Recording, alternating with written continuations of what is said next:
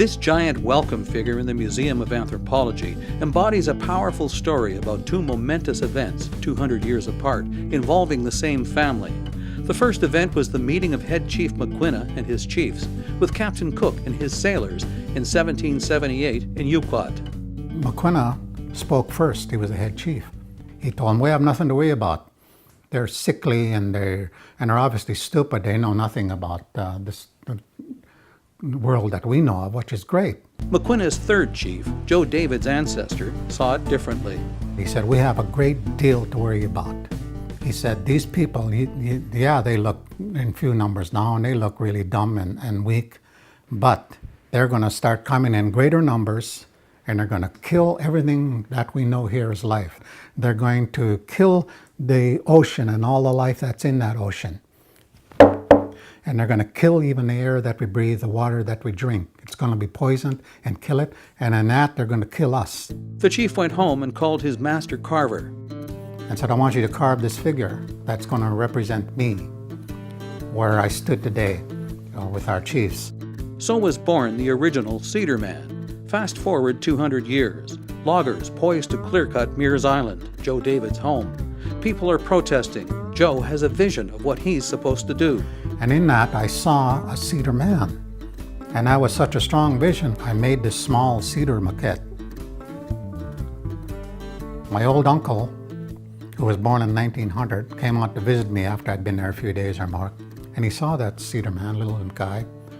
He said, "When I was a little boy," I'm gonna guess 1904 or 5, "that cedar man, that original one, was rotting on the ground on Mears Island." I had not heard that story of that 200-year-old story until that moment.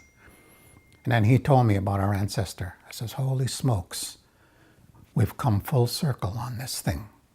He went out and got the biggest log he could find and started carving Cedar Man 2 in a hurry so he could show it to a big conference of chiefs coming in 3 weeks.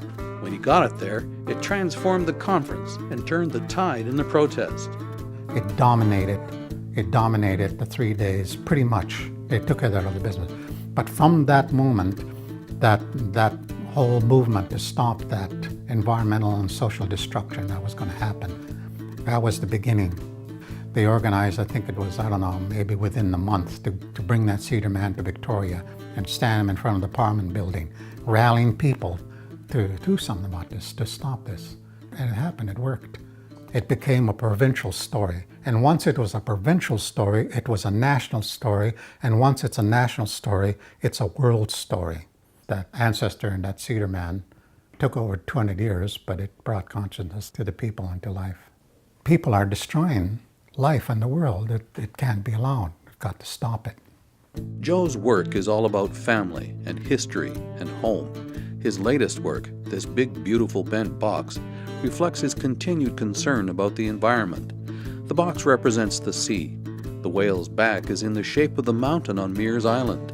It's inspired by what's happened to his people's ancient whaling village and the ocean around it. It's more and more just like the whole coastline being littered with waste, plastic waste, garbage people throwing off the boats or whatever, washing up on our shores, a lot of plastic.